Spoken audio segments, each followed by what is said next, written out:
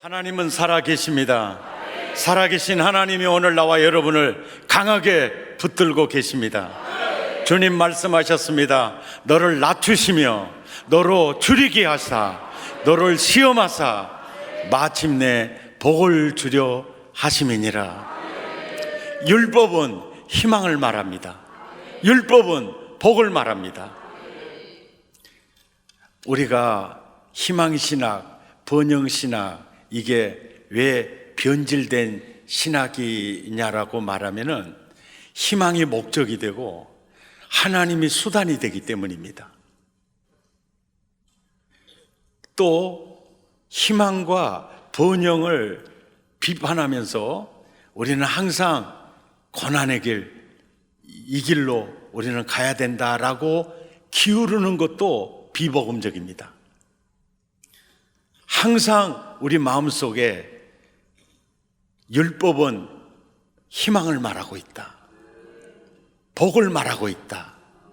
아멘입니까? 그런데 우리가 경계해야 될 것은 희망이나 복은 우리의 목적이 될 수 없다. 우리의 목적은 예수 그리스도다. 우리의 목적은 하나님이다. 아멘이죠? 네. 우리는 그 균형을 잘 이뤄가야 합니다. 오늘은 하나님의 말씀에 대해서 조금 다른 각도에서 좀 깊게 말씀을 전하려고 합니다. 하나님의 말씀의 과거성과 현재성과 영원성이 있는데요, 하나님의 말씀을 이렇게 보면은 하나님의 말씀이요, 태초에 계신 말씀이 있습니다. 요한복음 1장 1절부터 보면 태초에 말씀이 계시니라. 태초에 계신 이 말씀을 통해서 천지가 창조됩니다. 아멘. 그리고 마태복음 11장 13절에 보면은 바로 선지자들을 통하여 주시는 예언의 말씀, 이게 주로 역사서와 선지서가 되겠습니다. 선지자들을 통해서 주신 예언의 말씀, 이 말씀, 그리고 요한복음 1장 14절에는 말씀이 육신이 되어 우리 가운데 오신 말씀, 예수 그리스도입니다. 그 예수 그리스도에게는 은혜와 진리가 충만하더라. 그러니까 하나님 말씀, 그러면 태초에 계신 말씀, 예언자들을 통해서 예언된 말씀, 그리고 그 말씀이, 태초에 계신 그 말씀이 육신을 입고 이 땅에 오신 예수 그리스도. 아멘. 그리고 한 걸음 더 나아가서 이제 말씀이 육신이 되어 우리 가운데 거하시는 말씀을 통해서 말씀을 체험하고, 우리 가운데 거하시는 그 말씀 예수 그리스도를 통해서 우리가 배웠던 말씀을 전해주는 말씀이 있습니다. 이것이 바로 복음서이고 서신서입니다. 아멘입니까? 그러니까 말씀을 체험한 사람들을 통해서 전해지는 말씀, 이게 복음서고 서신서요, 신약의 말씀입니다. 태초에 계신 말씀, 선지자들을 통해서 예언된 구약의 말씀, 말씀이 육신이 되어 우리 가운데 오신 예수 그리스도, 그리고 그 예수 그리스도를 만나고 그리스도에게 배운 사람들이 전해주는 복음서와 서신서의 말씀이 기록된 것이 바로 성경 66권입니다. 그래서 이 성경은 따라서 합니다. 기록된 말씀. 할렐루야. 기록된 말씀. 그리고 제가 오늘 이 자리에 서서 이제 기록된 말씀을 사실은 강론하기 위해서죠, 기록된 말씀을 설명하기 위해서 있죠. 이 말씀이 바로 설명되어지는 설교 말씀입니다. 랍비들은요, 유대인들은, 유대 히브리인들은요, 어떤 랍비들은 이걸 주장을 해요. 낫비가 설명할 때 하나님의 말씀이다 이렇게 얘기를 해요. 그러니까 말씀을 굉장히 중요하게 여기죠. 예. 그러니까 그들의 주장을 보면 기록된 말씀이 기록된 그 상태에서 그대로 있으면 그 말씀에 오픈되지 않잖아요. 그런데 그 말씀을 청중에게 이해시키고 깨닫게 해서 설명해 줄 때 그때 하나님 말씀이다. 이게 제가 이제 항상 이제 설교하기 위해서 한 30분 정도는 늘 기도하려고 마음을 먹고 그렇게 하고 있는데요. 항상 이렇게 기도를 해요. 기록된 말씀이 이 종이 전할 때 하나님의 말씀 되게 해 주십시오. 하나님의 말씀이 하나님의 말씀 되게 해 주십시오. 하나님의 말씀이 나를 통해서 흘러 들어갈 때 그냥 희석되지 않게 해 주십시오. 예. 그래서 이제 설교할 때 이런 얘기를 하죠. 요즘 어떤 작가들 또 베스트셀러 이런 내용들을 이렇게 설명을 할 때도 이게 왜 설명을 하느냐면 기록된 성경 말씀이 학자들에 의해서 요즘 이렇게 증거되고 주장되어지고 있더라. 이걸 보니 진짜 하나님 말씀이 사실이더라. 예증을 위해서 얘기를 하는 거예요. 또 이 말씀이 내게 이루어진 경험들을 간증을 하는 것도 내가 이 말씀을 만나보니 이렇더라. 예증의 말씀이에요. 그러니까 기록된 하나님의 말씀을 설교를 듣는 이들로 하여금 깊이 이해가 되고 또 그 말씀을 통해서 그려지도록 하는 다양한 방법이 있기 때문에 여러 가지 예화도 있고 또 이렇게 요즘 우리 전라도식으로 말하면 웃음의 말도 하잖아요. 이렇게 유머 이걸 왜 필요하냐? 이게 있을 때 마음이 열리거든요. 그러니까 그 어떤 것도 불필요한 게 없고 1분 1초라도 아주 단순 명료하게 하나님 말씀 전하는 게 목적이거든요.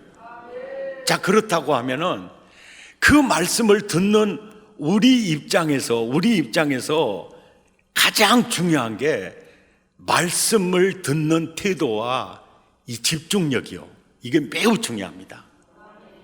요즘 인터넷 또 스마트폰 또 텔레비도 얼마나 대문짝만한 텔레비가 많이 나옵니까? 그러니까 이제는 가정에서 집에서 얼마든지 영화를 아주 즐길 수가 있지 않습니까?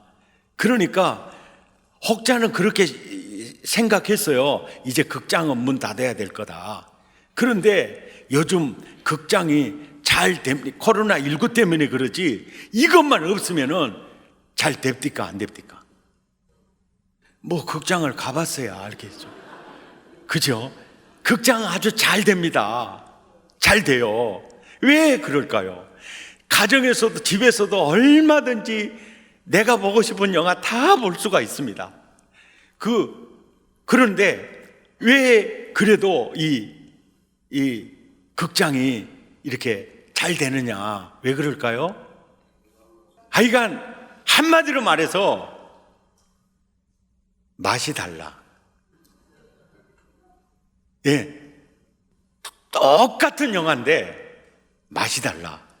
자, 그 맛을 결정하는 가장 중요한 게 뭐냐면요, 극장은요 일단 어두워. 보이는 건 한 명뿐이야. 딴 데 정신 팔 겨를이 없어. 이게 바로 태도예요. 태도. 집중력이에요. 설교를 들어도 많은 분들이 설교를 들어도요, 태도에 따라서 맛이 달라요. 이 맛이 달라요. 예. 빅터 프랭클이라는 심리학자가 이런 얘기를 했어요. 사람에게 세 가지 중요한 가치가 있는데, 하나는 하나님의 창조적 형상을 물려받은 창조적 가치가 있고, 그리고 또 역사를 통해서나 개인의 체험을 통해서 그를 활용할 수 있는 경험적 가치가 사람에게 중요한 가치고요. 그 다음에 사람에게 중요한 가치는 태도적 가치로 봤어요. 그런데 심리학자, 사회학자, 경영학자, 이 모든 이렇게 통틀어서 발전되어져 가는 학문을 통해서 이제는 딱 어떤 결론이 나오느냐면요, 사람에게 태도가 가장 중요하다, 이렇게 나왔던 얘기가요, 요즘은요, 태도가 그 인생의 고도를 결정한다, 이런 얘기를 하는 거죠. 그러니까 우리가 설명되어지는 설교 말씀을 듣는 태도에 따라서 말씀의 맛이 완전히 달라집니다. 그래서 설교는 귀로 듣는 게 아니고 눈으로 듣는 것이다. 이 집중이에요. 설교는 가슴으로 듣는 것이다. 설교 시간마다 응답 받으시기를 바랍니다. 설교 시간마다 하나님의 음성이 여러분의 영혼에 천둥처럼 들려주기를 축복합니다. 그러기 위해서는 나도 정말 잘해야 되고, 여러분들도 말씀을 잘 사모하면서 잘 이렇게 집중한 이 태도와 자세가 매우 중요하다. 오늘 말씀의 이제 핵심입니다. 태초에 계신 말씀이요, 선지자들을 통해서 예언된 구약의 말씀이요, 태초에 계신 그 말씀이 육신이 되어 우리 가운데 오신 예수 그리스도 말씀이죠. 그 예수 그리스도를 체험한 이들이 전하는 복음서와 서신서 말씀이고, 그리고 이것이 모두 다 이렇게 묶어져 있는 66권이 기록된 말씀이에요. 아멘입니까? 믿습니까? 그리고 그 기록된 말씀을 설명하는 말씀이 설교 말씀이에요. 아멘. 그 다음에 중요한 게 뭐냐면요, 지금 활동하고 계신 말씀이 있어요. 예, 기록된 말씀으로 끝나는 게 아니고 활동하고 계신 말씀. 히브리서 4장 12절에서는 하나님의 말씀은 살아있고 활력이 있다는 거죠. 지금 하나님의 말씀이 살아있고 활동하고 계시다는 거예요. 그래서 오늘 본문에 바울은 사도행전 20장 32절에 그렇게 말하는 거예요. 지금 내가 여러분을 주와 및 그 은혜의 말씀께 부탁한다. 이 말씀은요, 지금 살아 활동하고 계신 말씀, 그 말씀에게 부탁한다. 그러면서 바울은요, 이 확신이 있어요. 그 말씀이 여러분을 능히 든든히 세워주실 것이다. 든든히 세워주실 것이다. 활동하고 계시는 그 말씀이 능히 든든히 세워줄 것이고, 결국 마침내 기업을 누리게 하실 것이다. 결국 활동하는 그 말씀이 너희를 든든히 세워줄 것이다. 아멘입니까? 예, 이 말씀 하고 있죠. 이제 보세요. 아니요, 목사님, 저 지금 굉장히 무기력합니다. 그리고요, 제 정서는요, 굉장히 지금 불안하고 굉장히 두렵습니다. 그리고 너무 우울합니다.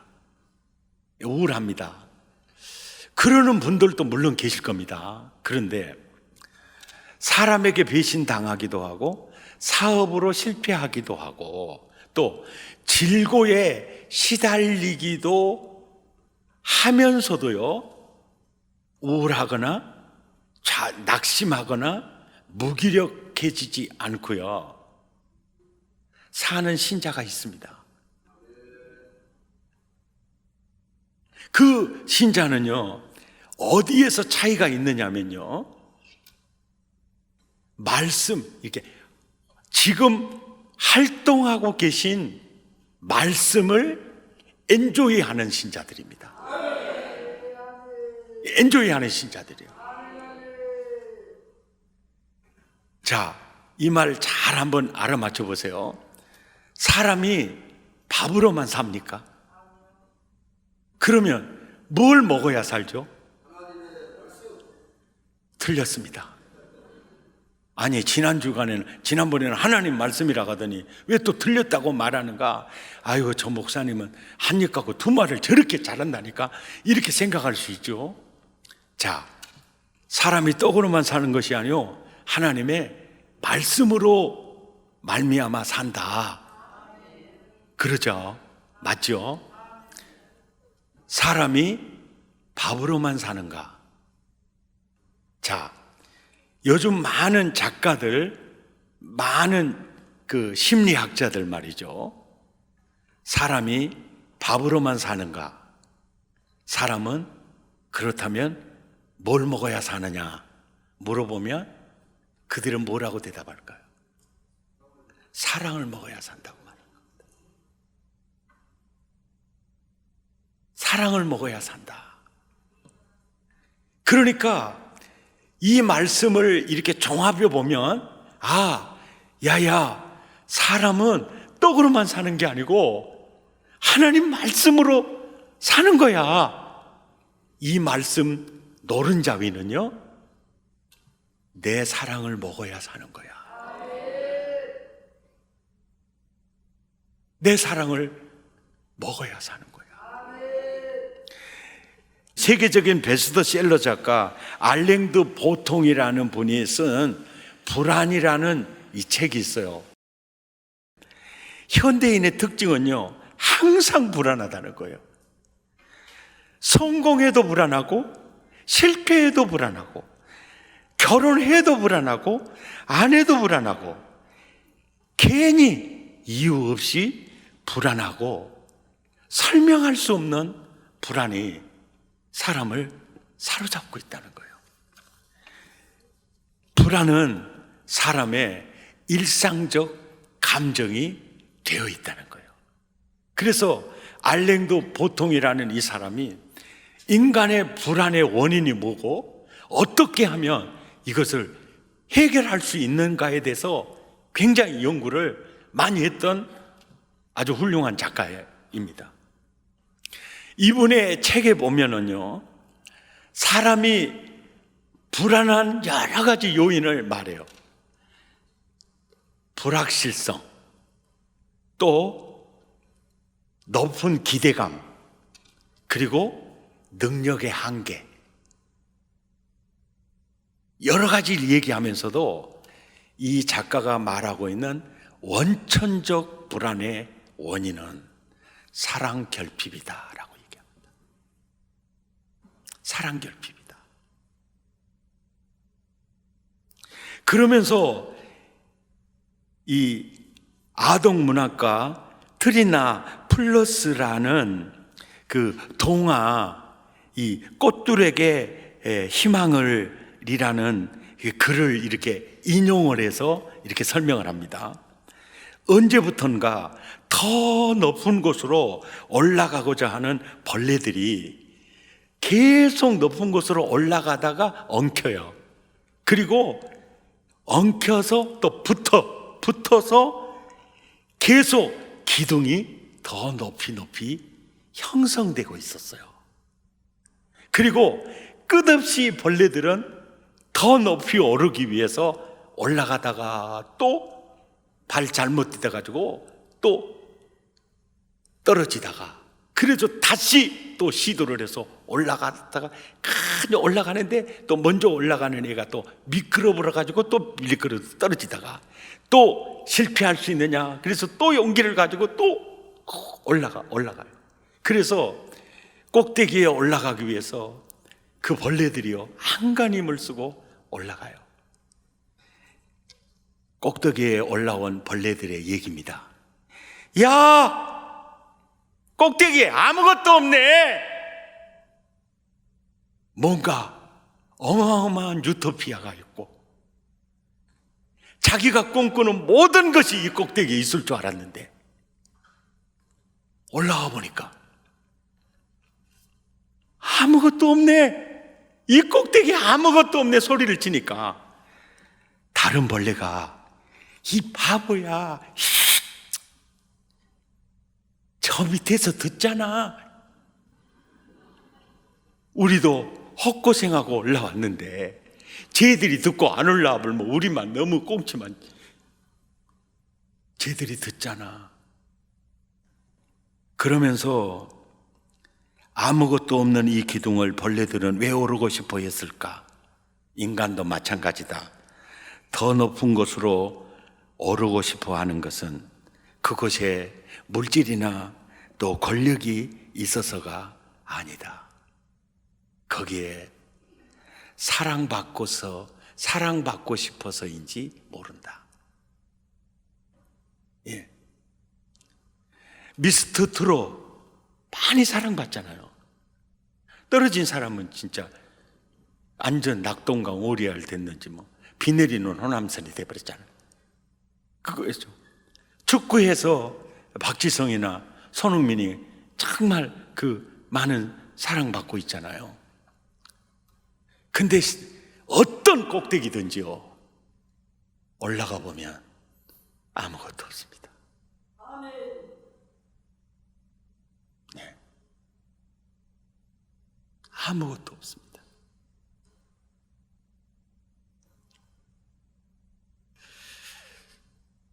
제가 오늘 말씀 드리고 싶은 게요, 이겁니다. 성경 하나님의 말씀을 전달하는 계시 전달 방법에 가장 많이 사용된 방법이 히스토리입니다. 역사적 사건이에요. 역사입니다. 개인의 역사, 아브라함의 역사, 또 가정의 역사, 또 민족의 역사, 그 히스토리를 통해서 하나님이 당신의 백성을 어떻게 사랑하셨고 어떻게 구원하셨고 어떻게 훈련해 가신가를 역사를 통해서 드라마처럼 보여주는 방법을 썼어요. 그리고 히스토리 다음에 가장 많은 방법이요, 편지입니다. 편지. 서신이에요. 그리고 그 편지 속에는 하나님의 사랑이 담겨져 있어요. 그래서 사랑의 편지입니다. 러브레터예요. 내 인생에 가장 추울 때가 있었습니다. 그리고 내 인생에 가장 절망적일 때가 있었습니다. 그리고 앞이 캄캄할 때가 있었습니다. 그때요, 저는 성경을 많이 읽었습니다. 놀라운 거예요. 하나님이 나를 이렇게 사랑하시나? 하나님이 나를 향해 이런 계획을 가지고 계셨나? 가끔 회의가 느껴지기도 해요. 그러면 믿습니다 하면서 몸부림을 쳤지만 놀라운 사실이에요. 불안은 사라져요. 이해할 수 없는 평강이 찾아와요. 그리고 그 말씀이, 활동하고 계시는 그 말씀이요, 나를요 든든히 붙잡아줘요. 든든히 세워줍니다. 그리고 오늘날에 그 말씀이 사실이더라. 하나님의 말씀은 살아있고 활력 있더라. 그 말씀은 진리더라. 할렐루야. 그 말씀은 진리더라. 무기력해지고 자꾸 짜증이 나고 자꾸 마음이 우울해질 때요, 사랑의 편지를 읽으세요. 러브레터를 읽으세요. 자꾸 잊어버리니까 아침에 눈을 뜨자마자 그냥 읽으세요. 오늘 또 나를 사랑하신 하나님이 내게 뭐라 말씀하실까? 한 절도 좋아요. 한 문장도 좋습니다. 중요한 건 뭐냐면은 읽을 때 10장, 20장 읽고요, 일주일 굶어버리면요 하루에 한 절씩 읽는 것만 못합니다. 사랑의 편지를요 그냥 읽고 묵상하고. 아멘이죠. 예. 그러면 두려움도 사라져요. 불안도 사라져요. 이해할 수 없는 평강이 깃들어지게 돼요. 말씀을 종합해 보면 그래요. 매일매일 말씀을, 사람이 떡으로만 살 것이 아니요 하나님의 입에서 나오는 말씀으로 살 것이니라. 진의가 여기 있어요. 그 편지를 통해서 너는 내 사랑을 먹어야 산다. 세상이 너를 버려도 나는 너를 버리지 않은, 세상의 사랑은 변해도 내 사랑은 변하지 않는다. 날마다 너 이 사랑 먹어야 너는 건강한 인생, 천국을 살 수 있는 거야. 그래서 말씀이 임하면요 사람이 겸손해져요. 겸손해지면 감사가 나오게 돼요.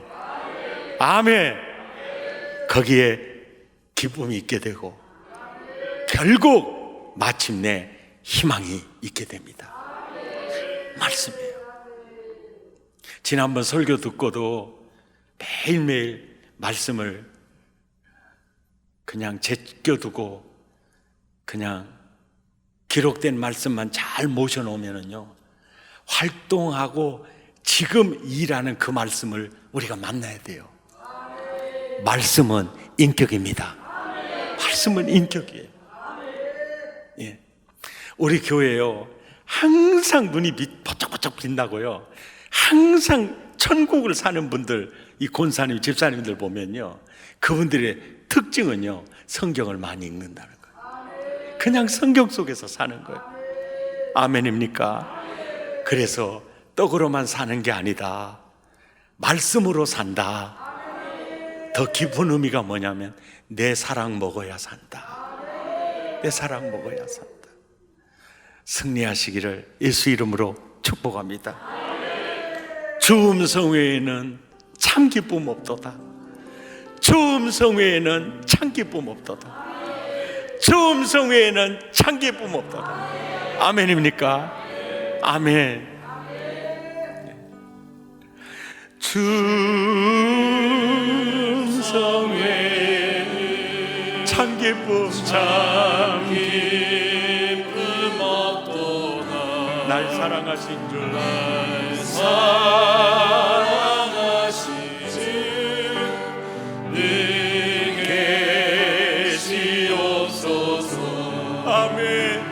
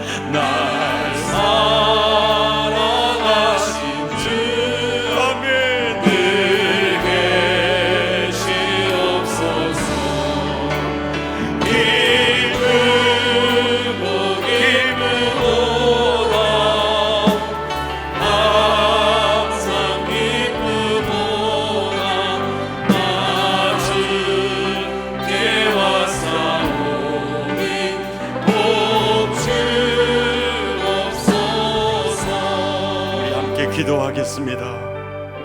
하나님은 항상 살아 역사하는 그 말씀에 우리를 맡기셨습니다. 그 말씀이 우리를 든든히 세워줄 것입니다.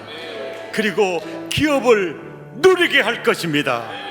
주여, 사람이 떡으로만 사는 것이 아니요, 사람이 밥으로만 사는 것이 아니요, 사랑의 편지를 통해, 러브레터를 통해 하나님의 사랑을 먹고 살아라 말씀하신 주의 음성 이제 적용하며 살기를 원합니다. 눈 뜨자마자 말씀으로 시작하기 원합니다. 하루를 마무리할 때도 말씀으로 마무리하고 항상 그 말씀과 함께 천국을 살게 해 주옵소서. 마음을 더하고 입술을 열어 함께 기도합니다. 고마우신 하나님 아버지, 지금도 살아 역사하시고 활동하고 계십니다. 그 말씀, 설명되어지는 설교 말씀 놓치지 않게 하시고 항상 살아 활동하는 그 말씀